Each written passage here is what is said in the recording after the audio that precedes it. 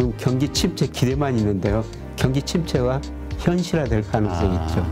이 고용 통계가 나쁘게 나오면은 뭐 연준 의원이나 파월 연준 의장 생각도 좀 바꿔지리라 보고 있습니다. 네. 금리가 떨어지면 집값이 오를 거 아니냐. 그건 아니라는 거죠. 우리나라 대부분의 주식이 굉장히 싸졌다. 예. 고용률은 큰 변동이 없을 텐데 문제는 실업률이 올라가고 고용 인원 자체가 줄어들 거라는 거죠. 오늘 모신 분은 서강대학교 경제대학원 김영익 교수님입니다. 안녕하세요. 네, 안녕하십니까. 네. 이번에 이제 그 잭슨홀 미팅이 있었고요. 예. 그 잭슨홀 미팅에서 그냥 별 볼 일 없었는데 그동안은 별로 의미가 없었던, 그러니까 그 크게 비중을 두지 않았던 모임으로 기억하는데 이번에는 아주 그냥 파괴력이 컸던 것 같아요. 파월의 발언에 의해서. 8분짜리 연설. 그게 전 세계 금융시장을 흔들었는데요. 일단 그 발언, 이번에 뭐가 좀 달랐었는지 좀 의미를 해석해 주신다면 뭐가 있을까요? 그러니까 미국 물가가 6월을 고점으로 피크아웃 했을 것이다. 그래서 사실 물가 상승률은 낮아지고 있거든요. 그래서 물가에 대해서 좀 비둘기적 발언이 나올 줄 알았는데 매파적 발언이 나와버렸거든요. 그래서 중앙은행의 역할, 가장 중요한 역할이 물가 안정이다. 물가가 높으면 금리를 인상할 수밖에 없다. 그리고 경기는 어느 정도 희생할 수밖에 없다. 가계, 기업이 어느 정도 고통을 감내해야 될 것이다. 사실 그 정도까지는 가계 발언을 안 했거든요. 그런 발언까지 나오니까 앞으로 금리를 더 세게 더 인상하겠구나. 이런 시각이 시장에 작용했는 것 같고요. 사실 그 이전에 그 매파적 기대를 하고 주가가 많이 올라 버렸어요. 그렇죠. 그래서 저도 이 주가가 제가 생각하는 펀더멘털에 비해서 많이 올랐는데 뭐로 조정받지 이런 생각을 했는데요. 파월 연준 의장 발언으로 조금 조정이 좀 컸던 것 같았습니다. 네. 사실 그 매파 발언, 그러니까 시장이 뭐 그동안 몰랐던 건 아니잖아요. 다 알고 있던 얘기인데 파월이 그냥 다시 한번 언급해 준 정도라고 생각하시는 분도 있는데 근데 왜 이렇게 크게 금융시장을, 투자자들의 심리를 불안하게 만들었을까요? 그러니까 그 이전에 기대가 좀 컸었고요. 사실 제가 S&P 500 같은 것도 적정 주가 추정하면은 한 지금 뭐 산업 생산 고용 뭐 통화량 계만 3,850 정도 나오거든요. 그런데 4,300까지 S&P 500 기준으로요. 너무 뭐 가대평가됐었어요. 그래서 저도 이게 계속 올라갈까, 3분기에 물론 제가 주가는 반등하리라고 생각됐습니다만은 이거 계속 올라가면 추세 상승이라도 볼 수가 있는데 그런데 경제 지표를 보면은 그 정도는 아니거든요. 그래서 지나치게 좀 그 이전에 많이 올랐던 게 파월 연준 의장 발언을 계기로 좀 제자리를 찾아가는 과정이었던 것 같습니다. 네, 그렇군요. 그러니까 저희가 계속해서 이야기했던 게 그 인플레이션을 잡으려고 하는 연준의 입장에서는 주식시장이 계속 상승하는 거를 달가워하지 않을 것이다. 그런 이야기를 했었거든요. 예, 맞습니다. 거기에 대한 액션이 나온 거네요. 예, 그렇습니다. 지금 연준은 어떻든지 물가를 잡아야 되거든요. 그런데 지금 주식시장이 계속 오르면은 뭐 1, 2분기 미국 경제가 마이너스 성장했는데 소비 때문에 뭐 3분기 뭐 플러스 성장할 수가 있거든요. 그리고 계속 소비가 증가하면 물가가 잡힐 수가 없죠. 그래서 어떻든 뭐 소비도 좀 줄여야 되고 뭐 주식시장도 뭐 그런 의미에서 그런 발언이 나오면서 오히려 물가에는 좀 물가를 잡는 데는 좀 도움이 될 것 같습니다. 그렇다면 이 주식시장의 상승과 하락, 이것이 인플레이션과도 연결이 된다고 봐야 되는 건가요? 예, 연결이 되죠. 뭐 정상적인 경우라면 경기가 좋을 때 인플레이션이 나타나면은 주가가 같이 오르거든요. 그런데 이제 경기 확장 후반이나 경기 수축 초기에는 그때는 그 수요가 많이 늘어나가지고 그때는 인플레이션이 뭐 많이 나타나니까 그때는 이제 중앙은행이 긴축을 하죠. 그래서 저는 미국이나 우리나라나요. 주가를 예측할 때 그 지표를 사용하고 있어요. 선행지수 증가율하고 소비자 물가 상승률 차이. 이게 확대되는 거는 경기가 상대적으로 좋고 물가는 상대적으로 안정적이고 그런데 이게 마이너스로 전환되면요. 선행지수 증가율보다 물가 상승률이 더 높으면은 이거는 경기 확장 후반이나 경기 수축 국면 초반에 나타나는 현상이거든요. 이때는 주가 못 오릅니다. 예, 작년 하반기부터 우리나라 그랬고요. 예, 미국은 올 상반기부터 그런 모습이 나타나고 있습니다. 네, 그렇군요. 지금 오늘 나온 신문 기사를 보니까 또 다른 연준 위원이 인터뷰를 한 게 나오더라고요. 사실 매파적 발언을 했던 그 파월에 이어서 그 다음 연준 위원들은 또 이렇게 시장을 달래주는 말을 할 줄 알았는데 제가 이름하고 그 기억은 안 납니다만은 아까 보니까 파월의 그 매파적 발언으로 인해서 주식시장이 폭락하는 걸 보고 급락하는 걸 보고 기뻤다. 이런 얘기를 하더라고요. 아마 그 세인트루이스 연방은행 블러드 총재가 아닌가 생각되는데요. 블러드는 아니었던 것 같아요. 그래요? 뭐 그분들이 대표적으로 매파거든요. 뭐 그분들은 지금 미국 금리 2.5% 났다. 앞으로 계속 올려가지고 한 뭐 4.25% 정도까지 가야 된다. 원래 그분들은 금리를 강력하게 올리자고 주장하신 분들이었거든요. 그런데 그 투자자들이 듣기에는 상당히 좀 그러니까 연준의 인플레이션을 잡기 2%대로 잡기 위한 노력에 대해서 우리가 얼마나 진지하게 생각하고 있는지를 알아야 된다, 시장은. 그게 계기가 되지 않았는가, 뭐 그런 의미에서 뭐 하여튼 그런 식의 인터뷰 기사가 이렇게 얼핏 나오더라고요. 연준의 가장 중요한 목표는 물가 안정이니까요. 뭐 연준 위원 측면에서는 그런 발언도 할 수는 있다고 생각합니다만은 그런데 그런 발언이 좀 세게 나올수록 저는 미국 경제 1, 2분기 마이너스 성장했지만 3분기 한 1.3% 안팎 성장을 보고 있는데요. 4분기 내년에는 심각한 침체에 빠지리라고 보고 있거든요. 이거는 좀 후행적으로 오나요? 경기 침체는? 예, 그렇습니다. 예, 우리나라나 미국이나 제가 분석해 보면은 기준금리, 연방기금금리 인상했을 때 보통 한 6개월 정도 시차를 두고 소비, 산업생산 이런 실물 경제 지표에 가장 영향이 크게 나오거든요. 예, 그래서 저는 올 4분기 내년 상반기에 금리 인상 효과가 집중적으로 나타나면서 미국 경제도 마이너스 성장, 우리도 마이너스 성장하리라고 보고 있습니다. 그래서 이제 제 전망뿐만 아니라요. 다른 데는 어디서 어떻게 전망한가 이렇게 봤더니 IMF가 지난 7월 달에 세계 경제 전망을 하면서 경제 성장률, 세계 경제 성장을 낮췄는데요.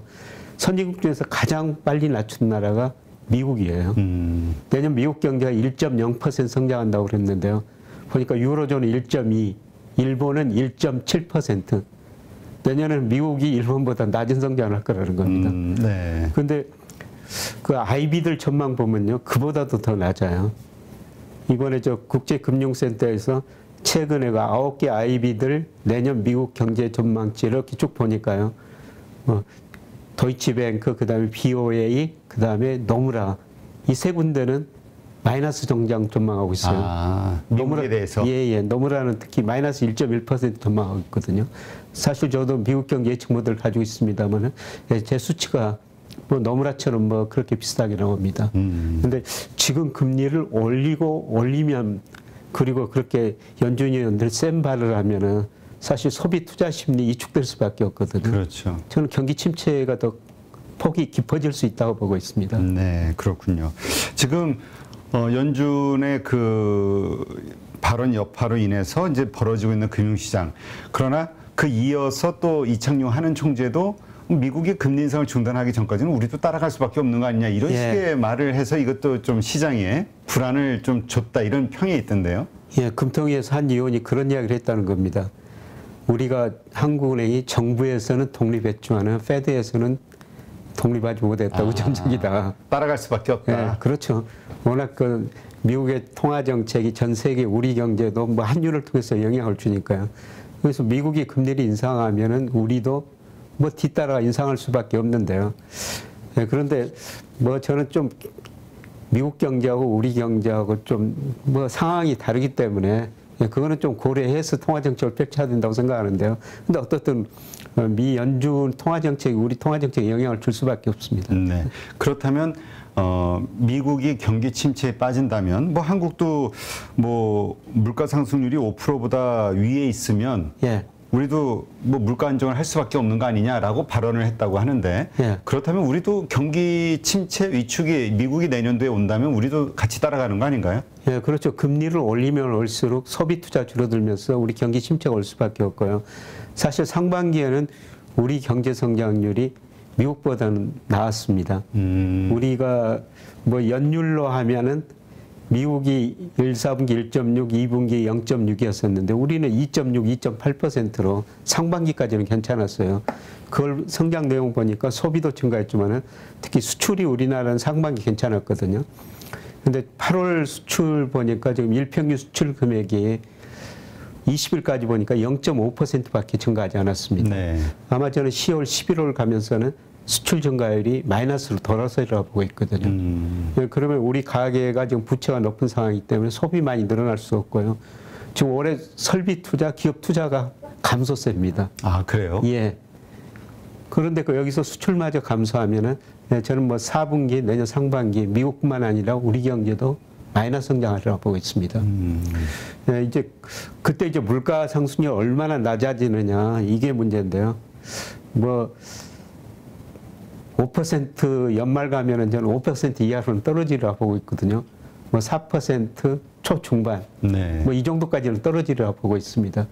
예, 그렇게 떨어지고 경기 침체가 오면은 이제 그동안 뭐 계속 물가 안정만 강조했던 중앙은행 총재들이 조금 생각이 달라지지 않을까. 하긴 또 그 순간, 그 순간이 그래서 경기 부양을 위한 고민을 하는 그 시점이 또 우리에겐 투자의 절대의 절호의 기회가 될 수도 있다. 이런 얘기도 있긴 하죠. 예, 그렇습니다. 그런데 저는 뭐 4분기에는 금리보다는 경기가 둔화될 것이다. 지금 경기 침체 기대만 있는데요. 경기 침체가 현실화될 가능성이 있죠. 네, 그때 주가가 한 번 더 떨어지라고 보는데 그때를 적극적 매수 기회로 활용하자. 네.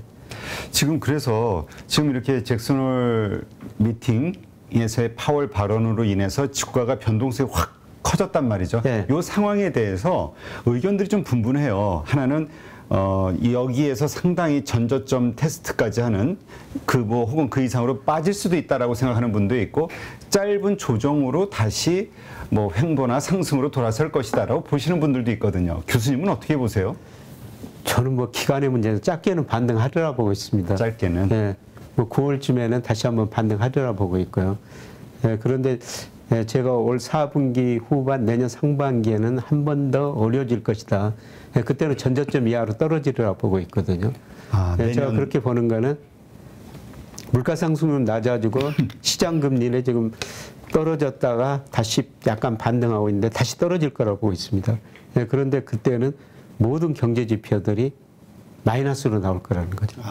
침체를 기대했는데 그게 현실화 데이터가 그런 현실화된 데이터가 나오리라고 보고 있습니다. 그렇죠. 지금은 사실 경기 침체가 올 거야 하는데 거시 지표 보면은 뭐야 아직 고용도 괜찮고 뭐 괜찮잖아.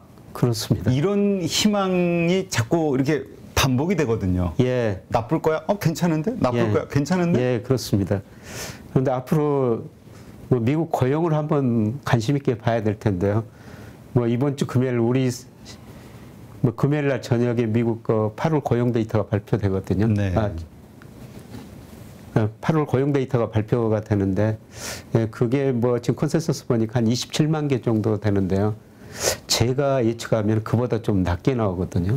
그래요? 예, 그리고 9월, 10월 가면서는 제가 가지고 있는 미국 고용 예측 모델이면은 고용이 감소하게 나와요. 예. 그래서 지금 그동안 이 고용은 너무 좋다. 실업률도 지금 3.5%로 거의 사상 최저치까지 떨어졌거든요. 그래서 좋다고 하는데 이 고용 통계가 나쁘게 나오면은 연준 사람들 통화정책을 결정하는 뭐 연준 의원이나 파월 연준 의장 생각도 좀 바꿔지리라 보고 있습니다. 네, 그렇군요. 참 지금이 중요한 시점 같은데요. 그러다 보니까 이제 고민이 큰 거예요. 신규로 뭐 매수하시는 분들 입장에서야 뭐 이런저런 생각할 수 있지만 이미 들고 있는 분들 입장에서는 그러면 이거 말씀대로 하반기 아니면 내년 상반기 초 뭔가 있다고 그러면 지금 비중을 확 줄여야 되나? 팔아야 되나? 예. 뭐 정말 쉽지 않은 문제인데요. 네. 그러니까 장기적으로 보면 우리 주가는 지금 저는 많이 저평가돼 있다고 생각하고 있거든요. 그렇죠. 근데 그 미국 시장은 좀 거품이 있어도 우리는 밸류에이션 괜찮아라고 하는 말이 또 가끔 위안은 되거든요. 투자자들에게. 저는 우리 주가는 뭐 제가 가지고 있는 명목 GDP나 그다음에 일평균 수출 가지고 그 평가하면은 가소평가 영역에 들어섰거든요. 미국은 아직도 가대평가 영역이고요. 네, 그래서 장기적으로 보면은 뭐 우리 주식은 그냥 보유해도 된다고 생각하는데요.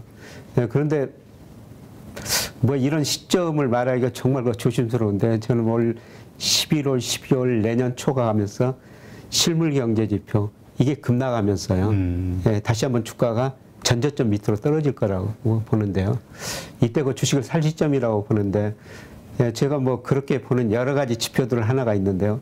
대표적으로 제가 선행지수 순환변동치를 예측할 때요. 네. 10년하고 1년 국채 수익률 차이 가지고 예측해요. 네, 그런데 이게 지난 7월에 10년, 1년 차이가 급격하게 떨어져 버렸거든요. 네. 4 내지 5개월 시차를 두고 이게 선행지수에 영향을 미치는데 이걸 보니까 선행지수가 최근 많이 떨어졌다 약간 주춤거리고 있는데 11월, 12월 가면서는 저는 급락 한번 할 거라 보고 있거든요. 네. 근데 우리 코스피가 그 선행지수 순환변동치하고 방향이 똑같습니다. 예, 예. 이런 의미에서 한 번 더 떨어질 수 있다. 네, 그래서 비중을 뭐 조절하실 수 있는 분이라면은 뭐 저는 뭐 9월에 좀 반등하리라고 보고 있거든요. 네, 9월에요? 이 반등 시점에 비중을 좀 줄이면서 예, 다음에 좀 비중을 늘릴 기회를 한번 조금 더 싸게 살 기회를 찾아보자. 네, 그런데 뭐 투자 기간이 1년, 2년 보신다면요. 장기 투자를 한다면? 지금 뭐 우리 주가 싸죠. 그냥 모아가는 걸로? 예, 모아가는 거로요. 네. 그렇다면 미국 시장도 같은 뷰로 보시나요? 예, 방향은 같은데요. 저는 미국 주가는 더 많이 떨어지라고 보고 있습니다. 그래서 이번에도 뭐 저 파월 발언 후에 다우 뭐 나스닥 4% 가깝게 떨어졌는데 우리는 상대적으로 덜 떨어졌지 그렇죠. 않습니까? 그렇죠. 예, 그리고 오늘은 좀 오르지 않습니까? 미국 그렇죠. 주가 어제 떨어졌는데 예, 그만큼 우리 주가는 미리서 떨어져가지고 저평가 영역에 들어섰다는 겁니다. 네. 근데 미국은 아직도 제가 평가하기는 고평가 영역에 들어 있고요. 네. 참 이렇게 교수님 말씀을 듣다 보면은 이 경기 지표, 그러니까 사실 우리가 이 거시 경제를 알아야 흐름을 알면은 투자에 상당히 많이 도움이 된다고는 하는데 이게 뭘 봐야 될지 그다음에 그걸 어떤 식으로 그걸 해석을 해야 될지 참 어렵거든요. 근데 마침 또 이번에 나온 책이 3년 후 부의 흐름이 보이는 경제지표 정독법, 거시경제의 거장 김영익이 미래를 읽는 법. 그러니까 우리 제목이 좀 그렇습니다. 출판사에서 이제 준 거겠지만, 예. 그러니까 이제 어떻게 거시경제 지표들을 알고 해석을 하느냐 이게 중요한 거잖아요. 근데 워낙 많으니까. 근데 제가 첫 번째로 좀 궁금한 게 지금 말씀하신 경기 변동에 대해서 이야기하셨단 말이에요. 네. 책에도 나오는 얘기인데 이 경기 변동이라는 건 어떻게 일어나는 겁니까? 경기라는 게 이제 늘 좋아졌다 나빠졌다. 경제 지표가 장기적으로는 성장하거든요. 뭐 자산가격도 GDP도 장기적으로 성장하는데 계속 이렇게 순환 사이클이 있어요. 우리가 사이클을 보고 자산 배분을 하자는 것이죠. 예를 들어 가지고 우리 경기를 예측하는데 주가하고 거의 같이 움직이는 변수가 선행지수 순환변동치라고 있어요. 네. 통계청에서 매월 말에 지난달 걸 발표하거든요. 그런데 이게 작년 6월을 고점으로 꺾였어요. 이게 꺾이면 앞으로 경기가 나빠진다는 겁니다. 네. 그러면은 저는 이거 하나만 보더라도 삼성전자를 9만 원에 안 산다는 거죠. 경기가 꺾여지는데 뭐 삼성전자도 대표적인 경기 관련주라고 볼 수 있지 않습니까? 그렇죠. 경기가 둔하니까 삼성전자 주가도 떨어진다. 그래서 뭐 제가 만나는 거 부자들 이야기 들으면은 시대의 흐름에 당하지 말자. 시대의 흐름에 안 당하려면은 거시경제 지표 흐름을 알아야 되는데 거기서 선행지수 순환변동치 하나만 봐주셔도 된다는 겁니다. 그게 뭘 얘기하는 겁니까? 선행지수 순환변동치가 통계청에서 앞으로 경기가 어떻게 될 것이라는 걸 미리서 예고해 주는 비법이에요. 그럼 얼마마다 나와요? 매월 발표됩니다. 매월? 네, 매월 말에 지난달 걸 발표하는데요. 네, 지금 8월 오늘이 지금 30일 방송인데 31일 날 또 7월께 8시에 발표가 되거든요. 아, 그래요? 네. 근데 이게 지난달 걸 발표해요. 그 통계청에서 이렇게 7월 달 거. 예, 집계할 때 시간이 걸리니까 7월께 발표하거든요. 그래서 주식시장하고 하려면 좀 늦어요. 그래서 제가 그 작년에 주식 비중을 좀 줄여달라 이렇게 말씀드린 거는 조금 미리서 예측해야 되기 때문에 제가 선행지수 예측 모델을 가지고 있거든요. 아, 직접 만드신? 예, 작년 6월에 고점을 쳤었습니다. 미리서 예측해 보니까. 네, 그래서 주식 비중 좀 줄이라고 말씀을 드렸는데요. 근데 이걸로 예측해 보니까 올 11월, 12월 선행지수 순환 변동치가 또 많이 떨어진다는 거죠. 한국이. 예. 그러면 경기 침체가 더 가까워지고 있다. 예. 그렇다면 지금 말씀하신 이 경기 순환 변동치 이거를 우리가 이제 매월 예. 그 나오는 데이터들을 한번 집중해서 볼 필요도 있겠네요. 그러니까 그 산업활동 동향이라고 제목이 그렇게 돼 있어요. 보도자료가 산업활동 동향 길거든요. 뭐 통계까지 거의 90페이지가 넘어요. 아이고, 근데 그걸 싹 넘기버리고요. 맨 마지막? 네, 맨 마지막 부분 보니까 동행지수 순환 변동치가 현재의 경기를 나타내는 지표가 있고요. 네. 근데 우리 금융지시장에서 현재의 경기는 의미가 없습니다. 그렇죠. 뭐 주가, 환율, 금리 다 미래를 반영하니까. 그렇죠. 한 달 전 거면은 뭐. 예, 다 넘겨버리시고요. 선행지수 순환 변동치 하나만 보시면 됩니다. 예. 근데 그걸 또 예측하면서 좀 대응해야 되니까요. 그러면 그거 말고 또 우리가 이제 글로벌리 이제 어떤 지표들을 좀 그러니까 흐름을 좀 거시경제 흐름을 알려면은 또 우리가 주요하게 봐야 되는 지표들이 뭐가 있을까요? 장단기 금리 차죠. 요새 언론에서 너무 많이 나오지 않습니까? 예를 들어서 미국에서는 10년하고 2년 국채 수익률 차이가 역전되면은 가격에 시차가 있었지 반드시 경기 침체가 왔었거든요. 근데 최근에 지금 미 10년, 2년 국채 수익률이 역전됐고요. 그렇죠. 그런데 저는 더 관심 있게 봐야 될 게 이제 3개월짜리고 10년 차이예요. 이게 미국 경제 성장률 더 빨리 더 정확하게 제가 보면 예측해 주거든요. 3개월짜리와 예. 10년물. 예. 지금 3년물은 10년물은 3개월짜리요. 3개월짜리. 예. 10년물은 지금 3.1%고 3개월짜리는 한 2.8%입니다. 네. 그런데 9월 20일 FOMC가 열리거든요. 근데 최소한 미국이 0.50% 빅스텝, 자이언트 스텝 하면 0.75% 올린다는 거죠. 네. 그러면은 미 기준금리, 연방 기금리가 3%가 넘어서 버려요. 그러면은 3개월 국채 수익률도 3%를 넘어서 버리게 되죠. 네. 그러면 10년짜리고 3개월짜리가 역전돼 버리는 거예요. 그렇죠. 그러면 이거는 더 빨리 경기 침체가 오는 신호다.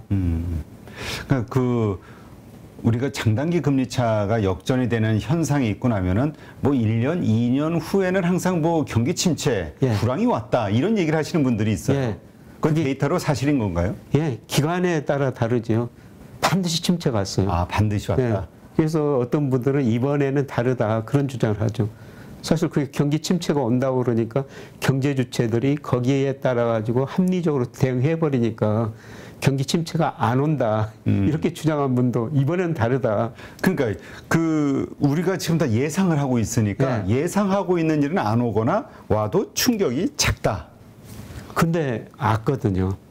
그러니까 대표적으로 2019년 3분기에 그때도 장단기 금리차가 잠깐 역전됐었어요. 네.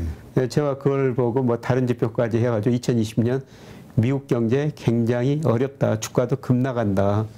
이렇게 책에도 쓰고 신문에도 칼럼을 썼거든요. 근데 그 신문 담당자가요. 이 미국 경제 이렇게 좋은데 이번에는 다를 것 같다. 이걸 실는 걸 한번 재고해봐야 되겠다. 알아서 하세요. 원고료만 주면 돼요. 뭐 그랬는데 그 이상하게 또 코로나가 가지고. 그러니까 참 이상합니다. 그러니까 어떤 식으로 그러니까 인과관계가 좀 이상하지만 어쨌건 그 경기 침체 현상이 벌어진다. 예, 그렇습니다. 근데 사실 그 말씀 들으니까 예. 전에 잘 친하시잖아요. 홍성국 대표님. 예. 네, 지금 이제 의원 국회의원 되셨지만 네. 예. 그때 이 문제 가지고 얘기했거든요. 근데 그때 홍성국 전 대표님이 그런 얘기 하시더라고요. 그거 이제 낡은 데이터라고. 이제 무슨 이제 장단기 금리 차로 경기 침체가 오냐고 얘기하셨는데 코로나로 그게 올 줄은 몰랐어요. 그렇죠. 근데 제가 가지고 있는 예측 모델들이 사실 올 연말 내년에 모든 경제 지표들이 상당히 안 좋게 나오거든요. 네. 그러면 모델이 안 좋게 나오면은 혹시라도 무슨 또 예생적인 사건이 벌어지지 않을까 이런 상상을 해보거든요. 네. 그래서 요새 저는 레이 달리오라는 분의 글을 아주 세밀하게 읽어보는데요. 이분이 뭐 한 3주 전인가 미중 관계 위험지수 같은 걸 발표했더라고요. 그래요? 굉장히 높아지고 있어요. 뭐 이분이 과거 1차, 2차, 3차 뭐 세계대전, 2차 세계대전 각국 큰 전쟁 때 위험지수를 만들어 가지고 발표를 했는데 과거 통계로 만들었는데요. 지금 미중 관계가 극대화하고 지금 위험 지수가 비슷한 수준으로 올라가 있어요.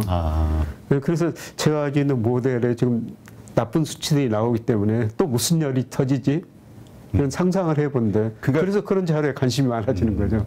그러니까 우리가 그냥 그 기본적으로는 말씀하신 경기 침체, 그러니까 불황이 되니까 기업 실적이 안 좋으니까 이런 현상이 벌어질 거야라고 생각할 수도 있지만 사실은 그게 아닌 그러한 요소는 기본이고 그 외에 어떤 다른 외생 변수로도 그러니까 뭐 코로나 이런 게 벌어졌던 것처럼 뭐 유럽의 문제가 됐든 뭐가 됐든 블랙스완 같은 이런 게 또 터질 수도 있으면 가능성. 그렇죠.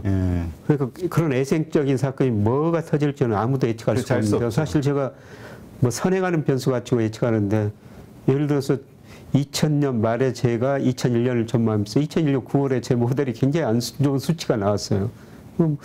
뭔가 어려울어질 것이다. 근데 9.11 테러가 터지더라고요. 그래서 제가 그동안 쭉 경험을 했는데 그 선행하는 경제 변수에 미래에 뭔가 들어있더라. 그러니까 뭔가 그런 얘기 전에 코로나 터지고 나서 그런 얘기 우리 많이 했던 게 기억이 나요. 이 뭐라 그러죠? 인류? 혹은 이 지구는 살아있는 생명체, 뭐가 어디가 아프면 자연 발생적으로 그거를 뭐 복구하는 아니면 뭐 회복하는 이런 자연적인 현상들이 뭐 벌어진다. 그 좀 약간 좀 너무 이상하게 좀 들렸는데 근데 이렇게 뭐 여러 가지 병으로 인해서 그 또 기후 뭐 이런 여러 가지 어려움들로 우리가 경각심을 주는 거 보니까 또 그럴듯해요. 뭐 저는 뭐 그런 의미에서 뭐 그런 것들을 많이 생각해 보거든요. 이 코로나가 우리 인류에 주는 의미가 뭔가 이거는 뭐 제 추측인데요. 지금 전 세계적으로 소득 불균형이 너무 심화됐어요. 그렇죠. 1930년대 이후 소득 불균형이 미국 같은 데서 심화됐거든요. 근데 과거에 이렇게 역사를 보면 소득 불균형이 심화되면은 전쟁, 혁명, 전염병 같은 거 해결됐거든요. 이번 코로나가 소득 불균형 좀 해소해라. 그렇지 않으면은 더 센 걸 보내겠다. 저는 이런 경고 신호가 아닌가. 그래서 빌 게이츠 같은 분들은 뭐 그쪽으로 재단 만들어서 굉장히 깊은 연구를 하고 있지 않습니까? 가끔 뭐 더 심한 게 올 수도 있다 이런 이야기를 하는데요. 그런 것들이 미리서 어떤 거 경고를 해주는 그런 역할을 하지 않느냐. 그런 어쨌건 거시 지표상으로는 지금 상당히 안 좋아지고 있고 그것이 표면적으로 드러나는 경기 침체, 그로 인한 기업들의 실적 악화 이런 것들이 가시화되면서, 그러니까 현실화되면서 벌어질지 혹은 그 외 외생 변수로 벌어질지는 모르겠으나 어쨌건 이런 식의 현재까지의 역사 데이터를 보면은 항상 침체하는 금융시장이 흔들리는 일은 벌어져 왔다. 좀 그렇습니다. 이해를 하면 되겠죠. 네, 알겠습니다. 그 3개월과 그다음에 10년물 미국채 금리 이것을 통해서 이게 그 어떤 미국 경기 그다음에 그로 인한 세계 경기를 흐름을 잘 이해할 수 있다 이렇게 말씀하셨는데 사실 우리가 주식 투자자이기는 하지만 채권과 관련해서 경험이 있으신 분들이 그렇게 많지는 않거든요. 맞습니다. 그러니까 이게 상관관계가 되게 어려워요. 이 책에서도 채권 수익률과 채권 가격 이게 뭐 반대 방향으로 움직인다 이런 말이 나오는데 이게 또 되게 헷갈려요. 그렇죠. 그래서 일단 이 채권에 대한 그 간단한 이해와 함께 채권 시장과 주식 시장이 어떤 상관관계를 가지고 있는지 좀 설명해 주시죠. 우선 우리 가계 자산 중에서 채권 비중이 2.1%밖에 안 돼요. 너무 낮거든요. 그리고 채권 투자는 어렵다고 또 변동성이 굉장히 뭐 주식보다 적으니까 우리 투자자들이 거의 안 합니다. 근데 저는 채권 투자는 꼭 하셔야 된다고 생각하는데요. 채권을 보면은 금리를 보면은 뭐 앞에서도 말씀드리겠습니다만은 경제의 미래를 알 수가 있다는 거죠. 뭐 똑똑하기로 따지면 주식시장도 똑똑하는데요. 전 채권 시장이 훨씬 더 똑똑하다고 생각해요. 그래서 우리들이 흔히들 그 채권 수익률하고 채권 가격은 역외관계에 있다. 사실 이걸 그 말로 설명하기는 쉽지 않거든요. 그냥 우리가 단순히 할인율. 채권이 오르면 주식은 안 좋고 채권이 좀 떨어지면 주식시장이 좋고 이렇게 이해를 하는 분들이 많은데요. 그거는 이론적으로 맞습니다. 그래서 그 주가를 결정하는 이론적 결정식 보면은 뭐 분자의 배당금이 있고요. 그 다음에 분모의 이율 플러스 금리 마이너스 기업 이익 증가율이 있어요. 금리가 떨어지면은 주가는 올라야 되죠. 네. 예. 정상적인 경우라면 금리 떨어지면 주가는 오릅니다. 근데 이게 항상 일반화된 식은 아니고요. 일본 90년대 장기 불황에 빠지면서 금리가 0%까지 떨어졌거든요. 근데 주가도 계속 떨어졌어요. 일본 금리하고 주가 상관계수가 보니까 0.9 정도 나옵니다. 네. 이론하고 전혀 다른 현상이 나와버렸거든요. 그래서 그때는 뭐가 중요하냐면 금리보다는 기업 이익 증가율이 더 중요하다는 겁니다. 금리가 떨어진 폭보다 기업 이익 증가율이 더 낮아지면 금리가 낮아져도 주가가 떨어질 수밖에 없다는 거죠. 지금 제가 올 4분기 후반 내년에 뭐 주가가 지금 떨어진다고 말씀드리는 것은 저는 시장 금리는 떨어지리라고 보고 있어요. 네. 네, 그런데 경기가 침체오면서 경제 성장률, 기업 이익 증가율이 금리 떨어지는 폭보다 더 많이 떨어진다는 거죠. 네. 그래서 금리가 떨어져도 주가는 떨어진다. 이게 좀 부동산 가격에도 같이 적용해 볼 수가 있어요. 그러게 일단 지금 금리 상승하면서 인상이 되면서 부동산 시장이 지금 계속 하락세 뭐 이런 뉴스가 나오고 있잖아요. 네. 침체기에 들어가고 있다. 네. 근데 부동산 가격도 초기에는 이렇게 부동산 가격 전환점에서는 금리나 대출 금액이 중요한 영향을 미쳐요. 그런데 6개월, 뭐 12개월 후 제가 부동산 가격, 집값에 어떤 영향을, 어떤 요소들이 더 많이 미치느냐 이걸 분석해 보면요. 가장 많이 미치는 게 경기고 경기 중에서 현재 경기를 나타내는 대표적인 동행지수 순환 변동치. 경기가 집값에 훨씬 더 영향을 많이 미치거든요. 네. 지금 금리가 올라가지고 이제 집값이 떨어졌다 이런 이야기가 나오는데요. 조만간 저는 금리는 떨어질 거라고 보고 있거든요. 뭐 금리가 떨어지면 집값이 오를 거 아니냐. 그건 아니라는 거죠. 금리가 떨어진 것보다 아까 주가를 결정하는 기업이익 증가율, 경기가 더 나빠지면은 금리가 떨어져도 주가가 더 떨어질 수 있고 그 다음에 집값도 또 떨어질 수가 있다는 겁니다. 그렇군요. 그러니까 이게 어느 시점이냐의 경기 상황과 금리가 또 이게 어느 순간 어느 상황이냐에 따라서 또 시장에 미치는 영향이 달라질 수 있군요. 네, 그렇습니다. 자산 시장에. 그래서 경기 사이클을 아셔야 된다는 건데요. 지금 우리 경기가 경기 수축 국면 초반에 들어섰거든요. 아, 초반인가요? 예. 과거 보면은 1972년부터 우리나라 통계청에서 뭐 경기 확장 수축 국면이 이렇게 발표하는데 11번의 수축 국면이 있었는데요. 평균 수축이 19개월이었어요. 그런데 제가 뭐 여러 가지 경제 지표로 추정을 해보면은 2월이 경기 정점이었던 거로 나오거든요. 올 2월이. 그럼 뭐 과거 제일 짧을 때가 11개월이고 길 때가 33개월도 됐었는데 평균 19개월이라는 겁니다. 수축 국면이. 그러니까 이제 수축 국면 초기라는 거죠. 아, 네. 그렇군요. 지금 왜냐하면 많은 분들이 우리 경기 민감주로 표현하는 한국의 대형주들은 이 경기 민감주로 표현하는 이 사이클을 타는. 근데 이제 말씀하신 대로 침체 국면의 초기라고 한다면 이 사이클 주식들, 우리 경기 민감주 이건 흐름이 안 좋아지는 거 아닌가? 단순히 이런 생각이 떠오르거든요. 미리서 좀 많이 떨어진 거죠. 아, 이미 반영이 됐다. 이미 반영됐는데 완전히는 저는 반영이 안 됐다고 보고 있습니다. 추가적으로 더 반영될 수 추가적으로. 그래서 제가 계속 앞서 말씀드리고 있으면 올 연말 내년 초에는 그 경기를 한 번 더 반영할 것이다. 그때가 주식을 이제 싸게 살 기회가 아닌가 이렇게 생각합니다. 그렇다면 요즘 우리 반도체주에 대해서 이미 많은 지표, 안 좋은 지표들이 나오고 있잖아요. 그래서 뭐 삼성전자, 하이닉스에 대한 주가도 많이 떨어졌고 흐름이 안 좋은데 그러면은 이것도 사실 사이클이잖아요. 그렇죠. 사이클 산업. 그럼 아직도 추가적으로 더 빠질 수 있다 이렇게 보시나요? 뭐 적정 주가, 뭐 애널리스트들이 적정 주가 추정한 거 보면 많이 싸졌죠. 많이 싸졌죠. 많이 싸졌는데 제가 생각하기에는 아직도 조금 더 하락 여지는 남아 있다. 물론 멀리 내다보면은 계속 사야 할 때죠. 뭐 저도 삼성전자 6만 3천에 사가지고 지금 손해보고 있습니다. 저는 뭐 여기서 내년 상반기까지 계속 살 계획입니다. 계속 사무실. 그렇다면 추가적으로도 빠질 수는 있으나 그 과정 턴을 바닥을 찍고 다시 올라갈 것이다. 뭐 정확히 바닥 시점을 우리가 모르죠. 알 수는 없으니까요. 물론 가장 좋은 방법은 바닥을 치고 무릎만큼 올라왔을 때 사는 게 이제 가장 좋은 방법인데요. 제가 지금 6만 3천을 산 거는 떨어지는 무릎일 수도 있죠. 지금 발바닥으로 가고 있는데. 우리 떨어지는 칼날을 잡고 있는. 네. 근데 제가 산 거는 그냥 무릎만큼 왔으니까 무릎에서 발까지는 그렇게 뭐 깊이가 깊지 않거든요.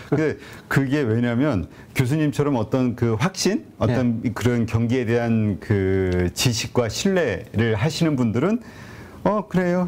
이렇게 받아가면서 해가지고 가겠지 하지만 모르는 사람들은 이 거시 경제 지표를 잘 이해를 못하는 분들은 어디까지 빠질지 모르니까 이걸 못 사는 거죠. 그렇죠. 그래서 바닥은 우리가 알 수가 없는 거고요. 그러나 단지 싸다, 비싸다 이 국면에서는 지금은 분명히 우리나라 대부분의 주식이 굉장히 싸졌다. 지수 자체도 싸졌다. 그러나 분명히 한 번의 변동성은 하락장은 하락 그 시장이 변동성이 기다리고 있다. 네, 알겠습니다. 지금 반도체 주와 관련해서 삼성전자 주주가 600만이라고 하는데 지금 주식시장이 올라도 오늘도 저희 그 방송을 하는데 다들 찝찝해요. 왜? 안 오르니까. 오히려 이런 장에도 빠지니까. 그 600만 명에 저도 좀 기여를 했죠. 제가 사고 제 아내한테 사라고 그러고 제 손자들 그 계좌까지 만들어줘. 삼성전자 주식을 사줬으니까. 네. 삼성전자 이제 국민주가 됐는데, 네. 하여튼 이런 거시경제 지표, 이것을 보면은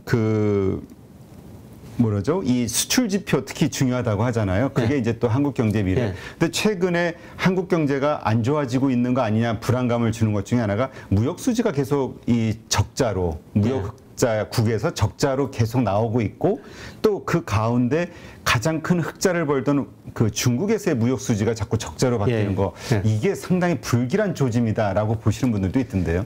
뭐 사실 우리가 수출로 먹고 사는 나라니까요. 우리 GDP 수출이 차지하는 비 작년에 44%거든요. 그래서 뭐 수출이 감소한다는 것은 정말 우리 경제에 안 좋은 신호고요. 그때 특히 2001년 중국이 WTO 가입하고 작년까지 우리나라 무역수지 흑자가 85%가 중국에서 오는 거거든요. 그런데 중국마저 올해 적자로 돌아섰으니까 안 좋은 신호죠. 그리고 일평균 수출 금액 가지고 제가 주가를 예측하는데요. 20일까지 일평균 수출 금액이 작년 동기보다 0.5% 증가한 데 그쳤어요. 이거는 주시장에 안 좋은 신호입니다. 그리고 10월, 11월 가면은 이게 아마 마이너스로 돌아섰을 것 같거든요. 이런 데이터들이 나오면은 경제 성장을 떨어지고 주가도 한 단계 더 떨어질 수가 있는데요. 그럼에도 불구하고 여기서 주가가 더 떨어지면은 저평가 영역이라는 것입니다. 네. 그러니까 그때는 우리가 그럴 때는 더 떨어질까 봐 무서워서 못 사는데 그렇죠. 그러니까 사실은 맞아 그런 얘기들 하시더라고요. 실전 고수들 얘기 들어보면은 가장 저점에서 들어가려고 하다가는 아예 못 사고 맞습니다. 전서부터 조금씩 살아가야 이게 좀 매수든 매도든 쉬워진다고 조금씩 분할로 해야. 그래서 제가 삼성전자 63,000원 사가지고 지금 손해 봤는데 지금 마이너스 폭이 많이 걸리시나 봐. 마이너스 폭이 계속 커지거든요. 이 마이너스 폭이 계속 커질수록 저는 더 사야 되겠다. 그러니까 저평가라고 생각하시니까. 이게 지금 아까도 말씀하셨지만 지금 이 빈부의 격차 이거는 이제 개인 간에도 그렇고 기업들 간에도 우리 플랫폼 기업에 대한 자꾸 그 반독점 규제가 일어나는 게 이쪽이 너무 잘 보니까 그로 인해서 못 보는 기업들이 자꾸 이게 불균형이 생기니까 이제 중국도 그렇고 미국도 그렇고 한국도 이제 네이버 카카오에 대해서 그런 규제들을 이야기하는데 어떻습니까? 지금 이러한 것들이 앞으로의 경제 수축 국면에서 어떤 영향을 미치게 될까요? 가장 소득 차별화의 원인 중에 하나가 저성장 국면이에요. 그러니까 더 어려워질 것 같아서. 우리 잠재 성장 10%에서 지금 2%대로 떨어졌고요. 조만간 1%에 진입할 거거든요. 그런데 고성장 때는 기업들이 같이 성장하면서 다 같이 클 수가 있는데요. 경제 성장이 낮아지니까 상대적으로 경제에 커지는 규모가 적어지니까 경쟁력 있는 거는 더 많이 가져가고 경쟁력 없는 거는 차별화될 수밖에 없거든요. 시장에서 퇴출될 수밖에 없어요. 그래서 사실 우리나라 지금 기업 중 36%가 이자 보상 비율이 1 미만이고요. 중소기업은 42%예요. 그러니까 1년간 그러니까 못 본다는 얘기군요. 영업이익 내 가지고 이자도 못 갚는다는 거죠. 36%가 지금 버티고 있는 거예요. 아마 내년 가면은 경기가 어려워졌고 지금 금리는 올랐기 때문에 많은 기업들이 어쩔 수 없이 구조조정할 상황이라는 거죠. 네. 근데 여기서 이제 살아남는 기업은 더 잘 되고 차별화는 더 심화될 수밖에 없다는 것입니다. 그렇군요. 지금 그렇다면 그 아까도 말씀하셨지만 미국에서의 그 우리가 고용률, 실업률에 대해서 집중을 해야 된다. 그것이 이제 변곡점 가장 예. 그 어떤 좀 더 심한 어떤 변곡점, 그다음에 좋아지는 어떤 그 변곡점을 보여주는 건데 우리가 그 지표를 어떻게 이해를 해야 될까요? 어떤 지표가 나왔을 때 어떻게 그걸 해석을 해야 될까요? 이제 가장 빨리 볼 수 있는 게 미국 거 주간 실업수당 청구 건수라고 있거든요. 아, 주간마다 발표. 네, 주간마다 발표하니까 이게 최근에 증가하다가 또 몇 주는 정체 조금 감소했어요. 네, 그런데 저는 앞으로 그게 증가할 거라고 보고 있거든요. 네, 그리고 7월 고향은 뭐 그대로 넘어 8월 고향은 넘어갈 것 같은데 9월, 10월 가면서 고용이 감소할 거라고 보고 있어요.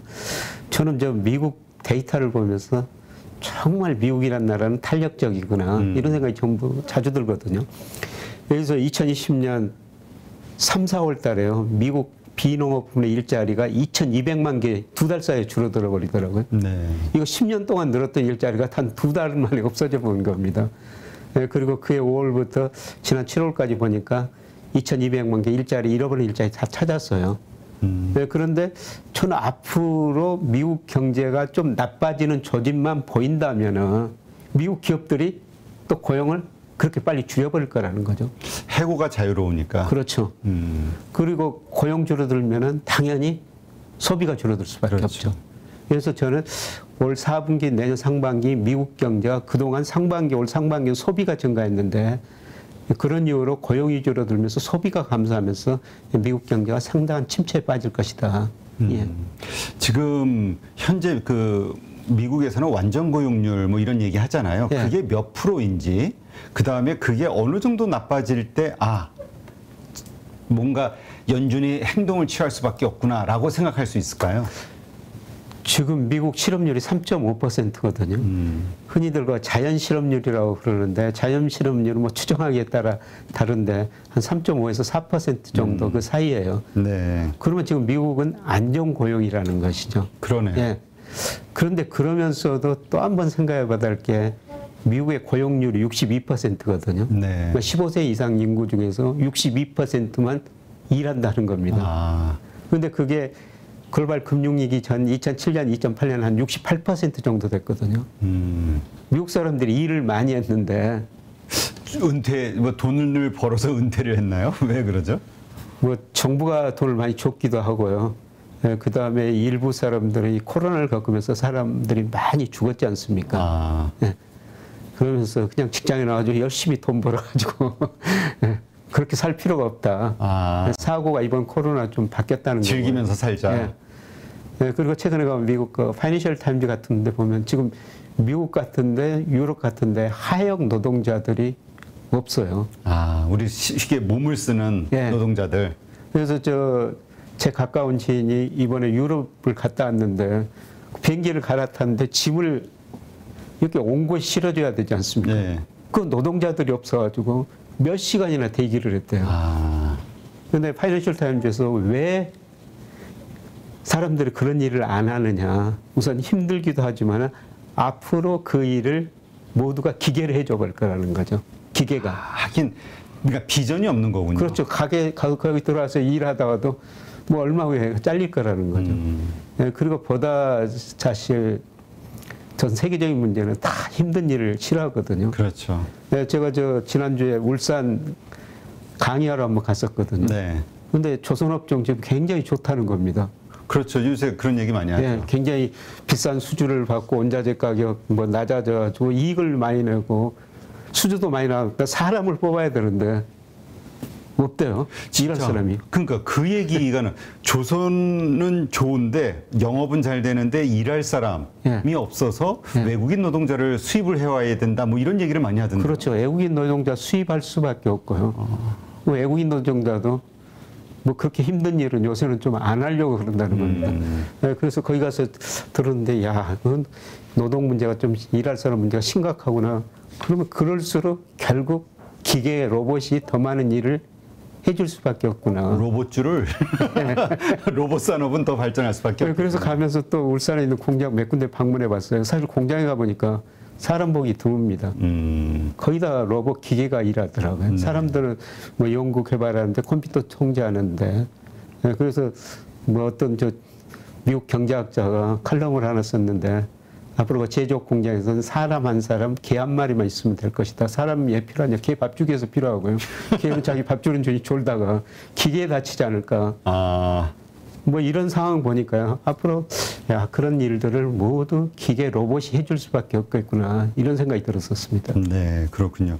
그게 이제 우리가 앞으로 이게 이제 트렌드, 그러니까 예. 성장 산업이라고 봐야 되는 거겠죠. 예.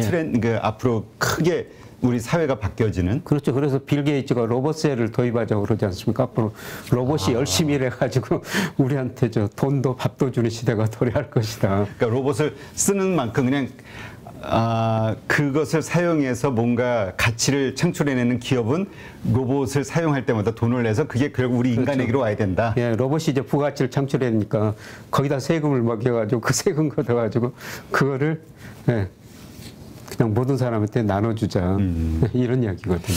지금 그러면 그 연준이 이제 경기 침체가 심각해. 이제 이런 어떤 판단 지표로 삼는 게 이제 보통 실업률이잖아요. 고용률. 예. 그러니까 고용률이 현재는 3.5에서 4% 정도 완전 고용률 상황인데 이게 만약 어느 정도로 됐을 때 안 좋은 지표가 나왔을 때 야, 우리 뭔가 뭐 대책, 경기 부양책을 해야 돼라는 생각이 들까요? 4%가 넘을 때로 보고 있고요.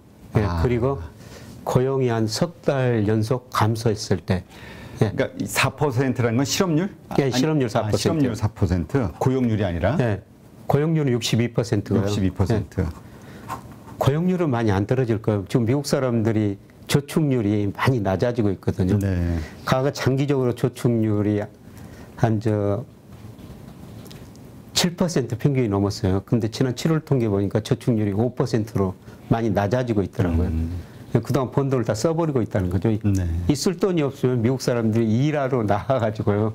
고용률은 큰 변동이 없을 텐데 실업률. 문제는 실업률이 올라가고 그 다음에 고용 인원 자체가 줄어들 거라는 거죠. 그래서 제가 뭐 예측하기로는 9월, 11월 이 무렵에 고용이 감소하게 나오거든요. 네. 3개월 연속 고용이 감소하면은 연준의 통화정책 목표가 고용 극대화, 물가 안정이거든요. 네. 고용에 문제가 발생하면은 생각도 바꿔질 수가 있죠. 네.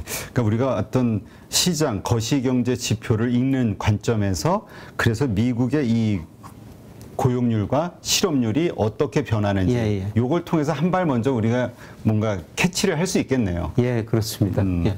알겠습니다. 지금 아까 말씀하셨지만 한국은 저평가 구간이라고.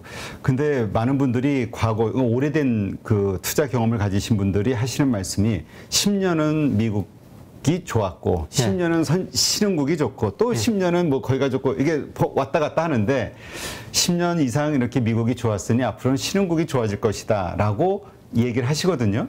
저도 거기에 전적으로 동의합니다. 사실 그 지난 10년만 보면은 미국 주가가 제일 안정적으로 많이 올랐죠. 그런데 2000년에 미국에서 IT 거품이 붕괴되고요. 미국의 S&P, 그 좋은 마이크로소프트 같은 회사도요. 제자리 오는데 10년이 걸렸어요. 예, 그때는 우리 주가가 미국 주가보다 상승률이 높았고요. 중국 주가 그 사이에 일시적으로 거품이 발생했다 붕괴됐습니다만은 저는 앞으로 10년은 미국보다는 아시아 주가, 우리 주가, 일본 주가, 그 다음에 중국 주가, 그 다음에 베트남, 인도네시아, 인도 이런 주가가 상승률이 상대적으로 높으리라 보고 있거든요. 네. 지금 그렇다면 지금 어쨌든 금리 인상 지금 강달러 상황이잖아요. 그래서 지금의 상황에서 보면은 그 말씀이 잘 와닿진 않거든요. 왜냐면 지금도 계속 좋으니까. 그리고 야, 달러 패권국으로서의 미국의 힘이 이런 건가? 이런 생각이 들 수밖에 없는 이런 상황이 계속 갈 것 같다는 생각 하시는 분들도 있는데 계속 미국은 좋을 것이다. 그런데 저는 이번 러시아 우크라이나 전쟁 보면서 미국의 힘이 많이 약화됐구나 그런 생각이 들어요. 그래서 미국이 지금 러시아를 다양한 방법으로 규제하고 있는데 그 규제를 따르는 나라가 유럽 몇 개 국가고요. 인도, 실리를 취급하고 있죠. 브라질, 뭐 남하고 이런 인구가 많은 나라보다 성장 가능성 높은 나라 그냥 뒷짐지고 보고만 있습니다. 특히 사우디가 미국 협박하고 있지 않습니까? 하긴 지금 사우디가 좀 의외예요, 요새. 예. 저 중국으로 원유 수출하면서 그거를 뭐 이하나도 받아보겠다. 예, 그런 식으로 나올까 했고요. 그 다음에 미국이 세계 패권 국가가 된 거는 법치를 기반한 자유민주주의, 그 다음에 자유무역이었거든요. 네. 예, 그런데 지난 선거에서 트럼프 지지자들이 자유민주주의 상징인 의회에 들어가서 유리창을 깼고요. 그 다음에 요새 미국이 계속 선두로 나서면서 보호무역으로 나서고 있지 않습니까? 자국 우선주의. 자국 우선주의로. 이런 거 보니까 저는 미국의 힘이 많이 약해졌구나. 예, 그렇게 지금 보고 있고요. 예, 그 다음에 앞서 말씀드렸으면 내년 주요 경제 성장률 전망치 주요 기관들 보니까 미국 성장률이 일본이나 유럽보다도 더 낮더라. 그럼 미국 금리가 떨어질 수밖에 없죠. 내년에는 미국이나 일본, 미국이나 유럽 금리차가 저는 많이 축소되리라고 보고 있어요. 내년에는 달러 가치가 하락할 것이다. 네. 이거는 제 견해뿐만 아니라 뭐 제가 다른 견해도 다 보는데요. 뭐 저 아이비들이 전망한 거, 그다음에 블룸버그 컨센서스를 매달 들어가서 체크하고 있는데 내년에는 달러 약세에 모든 통화 강세예요. 네. 올해하고 정 반대 현상이 일어나죠. 그렇죠. 지금은 사실 그 달러만 강달러하고 유로부터 시작해가지고 모두가 다 예. 약하죠, 환율이. 예, 그렇습니다. 근데 내년에는 다 반대인데요. 특히 그 블룸버그 컨센서스 같은 데 보니까 엔화가 상대적으로 제일 강세로 전망되어 있더라고요. 요즘 되게 싼데. 예. 약한데. 그만큼 그러니까 국제결제은행에서 각국의 실질 실환율, 뭐 적정 수준 평가하는데요. 달러 가치는 지난 7월 기준 30% 가대평가됐어요. 이 30% 가대평가됐을 때가 언제냐면은 90년대 말에서 2000년 미국 정보통신혁명으로 미국 경제가 신경제와 골디락스 이코노미다. 미국 경제에서 굉장히 낙관적인 전망이 많이 나왔을 때 그때 달러 가치가 30% 가대평가됐는데요. 지금 그 수준이라는 겁니다. 아, 네. 네. 엔화 가치는 대신 41% 가소평가됐어요. 그렇군요. 네. 아, 요즘 이 환율과 관련해서 참 이해를 할 수 없는 현상들이 많이 벌어지는데요. 그 중에 하나가 우리가 지금 1,350원을 돌파하고 지금 막 역대 뭐 13년 만에 최고치 환율이다, 뭐 1,400원대까지 열렸다, 뭐 별의별 환율에 대해서 안 좋은 뉴스들이 나오잖아요. 현상이 벌어지고. 네. 근데 외국인이 왜 주식을 살까? 지금 7월부터 5조 7천억인가 얼마 뭐 5조 이상을 샀다고 하는데 이유가 왜일까요? 네, 저 3분기 주가 반등한다. 그때는 외국인이 살 것이다. 왜 외국인이 사느냐? 한국 주가 저평가됐다. 한국 원화 가치도 저평가됐다. 이렇게 생각하는 외국인이, 저처럼 생각하는 외국인이 있을 거라고 생각하고 있거든요. 환율이 오르면 올수록 저처럼 생각하는 외국인들은 한 차익도 누릴 수 있기 때문에 우리 주식을 더 살 수밖에 없죠. 말씀하신 대로 한 몇 개월 후에는 네. 아니면 1년 후에는 네. 환율이 다시 1,100원대로 간다면 네. 그 시세차면도 10몇 프로니까 그렇죠. 이런 식으로. 예. 그래서 저는 뭐 외국인이 저같이 생각하는 외국인들은 9월 달에도 주식을 살 거라고 보고 있습니다. 아, 그래요? 예. 그것이 이제 시장의 어떤 상승을 예. 이끄는 어떤 그 모멘텀이 되겠네요. 예. 그렇다면 외국인이 사는 주식이 보통 이제 지수 관련 대형주를 많이 사잖아요. 예. 이런 쪽으로 좀 봐야 될까요? 아니면? 그렇죠. 외국인들이 뭐 대표적으로 사는 게 뭐 지수 관련 대형주, 뭐 대표적 삼성전자 같은 주식이니까요. 하도 팔아제끼니까. 근데 그 순간이 되면 이제 뭔가 네, 다시 뭐 일정 반등을 할 것 같습니다. 네. 지금 말씀하신 이렇게 강달러 상황 이런 데서 우리가 그 주목해 볼 만한 혹은 뭐 나중에라도 우리 같은 주목해 볼 만한 해외 투자처가 있다고 하면 어디가 될까요? 저는 뭐 장기적으로는 뭐 아시아 시장이라고 말씀드렸는데 베트남, 인도, 인도네시아 뭐 이런 나라 시장이라고 보고 있고요. 그 다음에 엔화 가치도 상당히 저평가되어 있기 때문에 일본도 한번 투자해 볼 만한 시장이라고 지금 보고 있습니다. 네, 그렇군요. 하여튼 이러한 경제 지표들을 통해서 이러한 이제 결론들을 도출하시는 거니까요.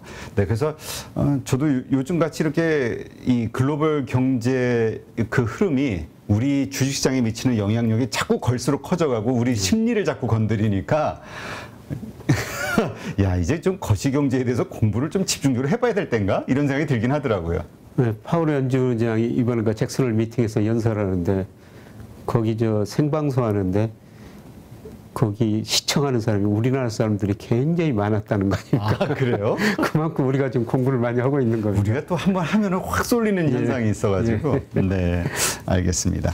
네, 3년 후 부의 흐름이 보이는 경제지표 정독법. 네, 거시경제 지표가 어떤 것들이 있고 그걸 우리가 어떻게 해석하고 어떻게 이 우리 주식시장, 금융시장에 또 산업에 영향을 미치는지 한번 참고해 볼 수 있을 것 같습니다. 네, 출간 축하드리고요. 네, 다음 시간에 또 뵙도록 하겠습니다. 네, 오늘 네. 좋은 인사이트 고맙습니다. 네, 고맙습니다. 누구나 1시간 안에 200개 종목에서 좋은 종목을 고를 수 있는 그런 능력을 배양할 수 있도록 제가 도와드리려고 그렇게 하고 있습니다.